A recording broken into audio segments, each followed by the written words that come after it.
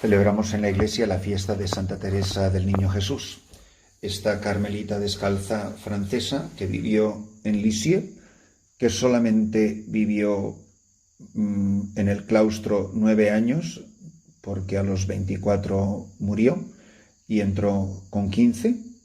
Una mujer que en muy poco tiempo alcanzó las más altas cotas de la santidad, de la mística, incluso al punto de ser declarada por el Papa Juan Pablo II en París, en la Jornada Mundial de la Juventud, y tuve el privilegio de estar presente en ese día, en 1997, ser declarada doctora de la Iglesia.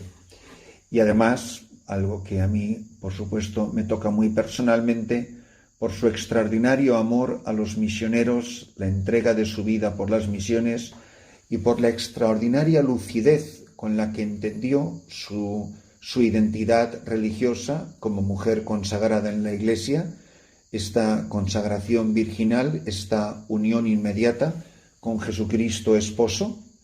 Entendió perfectamente que desde las 4 paredes del claustro y una reja, su entrega, su consagración, su vida ofrecida por la obra misionera de la Iglesia la situaba a ella en la primera fila en orden de batalla.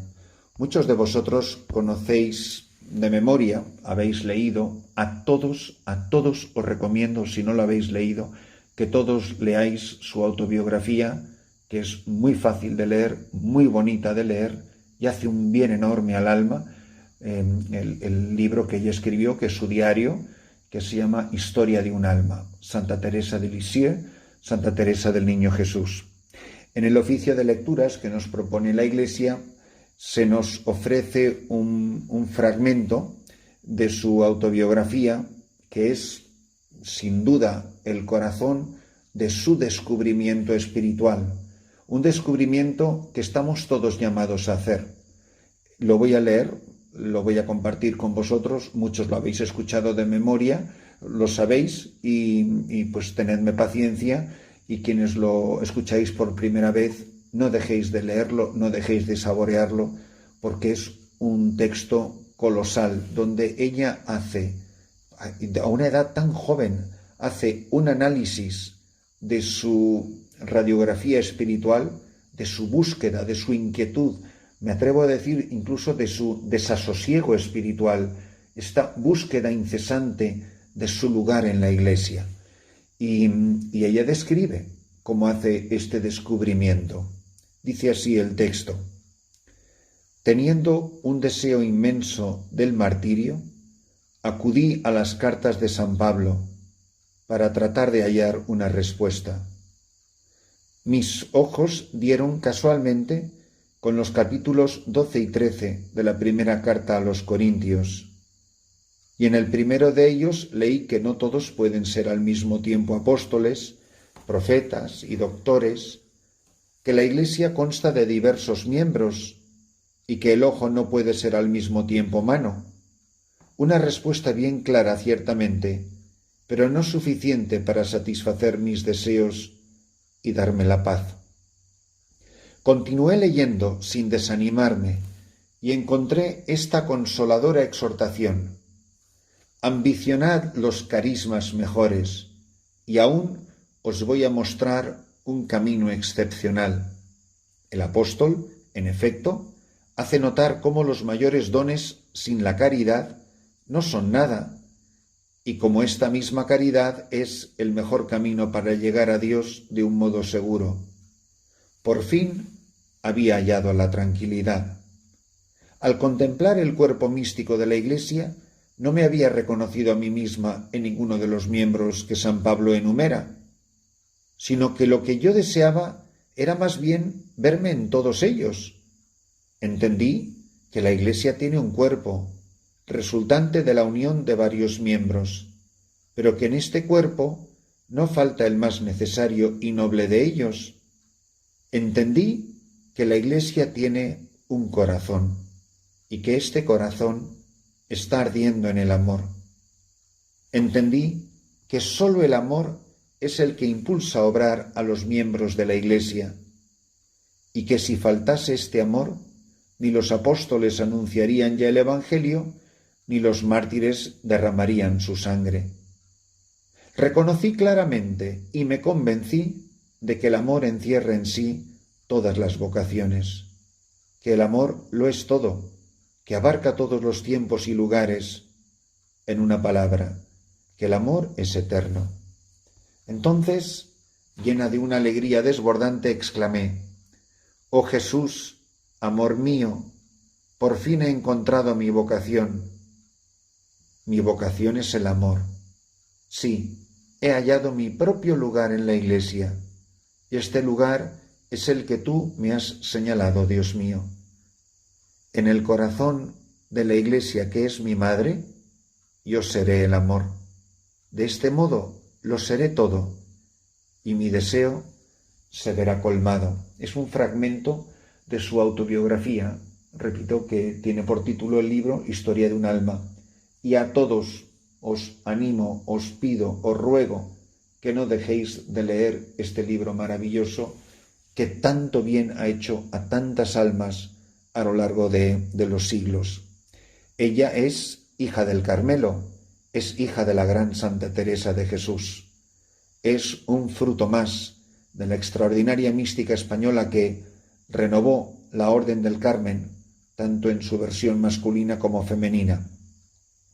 Y esta hija de Santa Teresa, una gigante en su pequeñez, que descubre su lugar en la Iglesia al leer las cartas de San Pablo, que se descubre a sí misma en su pequeñez toda su grandeza, el hacerse como un niño, el tener corazón de niño y dejarse usar. Mirad, corrían tiempos terribles en la Iglesia de Francia y en otras partes de Europa. Sobre todo el jansenismo, la herejía del jansenismo estaba causando estragos. Había afectado a grandísimos sectores de la Iglesia católica. En aquel tiempo, gente como las carmelitas descalzas se sentían a sí mismas, no os perdáis lo que os voy a decir, el pararrayos de la ira de Dios. Imaginaros qué horror. Dios era un Dios siempre cabreado, un Dios siempre enfadado, un Dios riguroso y castigador, donde no había ni una brizna de amor ni de misericordia. Que Santa Teresa diga que en el amor descubre su vocación hoy es facilísimo de entender. Me atrevo a decir una barbaridad. Esa frase la podíamos haber dicho cualquiera de nosotros.